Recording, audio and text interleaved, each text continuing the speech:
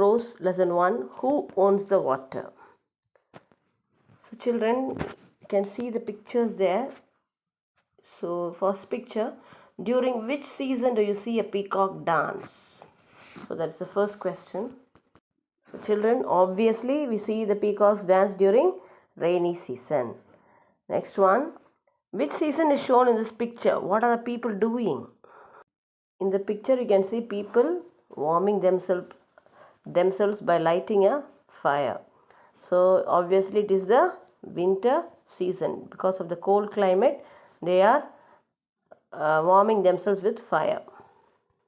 Which season is shown in the picture? How do you know? So it is a summer season, isn't it? Because people are buying ice cream. They are quenching their thirst by drinking water, then tender coconuts, etc. So, and the hot sun shown there. So all these obviously teaches that it is the summer season.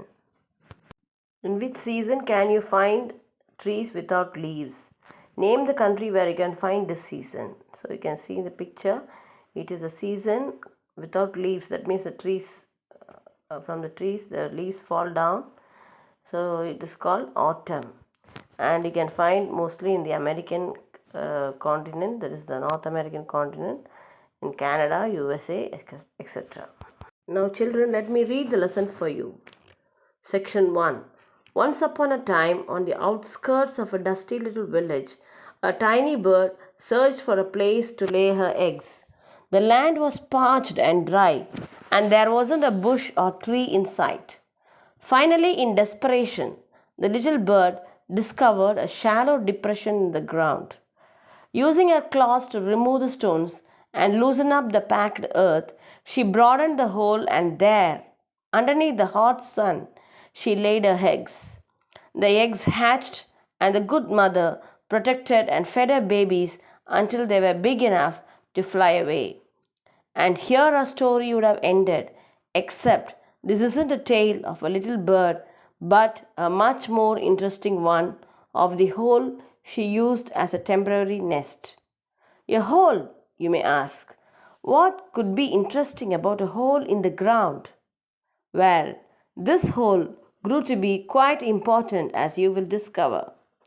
For some time, the hole remained dusty and untenanted until one day a passing wild boar settled his rump into a depression.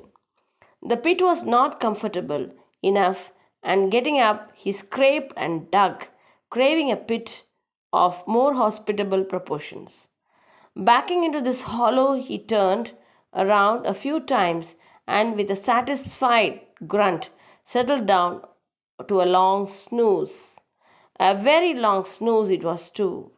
The boar turned and scrabbled in his sleep, loosened the earth around his cozy dugout until the fading sun and the rumble in his stomach told him it was time to get up. With a mighty stretch and a final kick, the hungry boar departed his day bed without a backward glance. And is that it? You will enquire. To which I will reply, no, it isn't, dear one. Not by a long shot. Our story has just begun. Now, children, the title, Who Owns the Water, sounds itself really a difficult question, isn't it? Does anybody own the water, the nature? Can anybody own it? It is impossible, isn't it? So, like water in the rivers, sea, lakes, and in the ground, nobody can own it. It is nature, Mother Nature. So, like the air and the atmosphere, it belongs to all of us. So, it is not for a particular person, does not belong to a particular person. So, that is the message I think the lesson wants to convey to us. So, first, the section 1. The story begins with a tiny bird searching for a place to lay her eggs. The land was very dry, and there wasn't a bush or a tree in sight. That is, nearby there was no tree or bush. Losing hope, the bird finally discovered a shallow depression in the ground. She broadened the hole and loosened the earth. She laid her eggs there.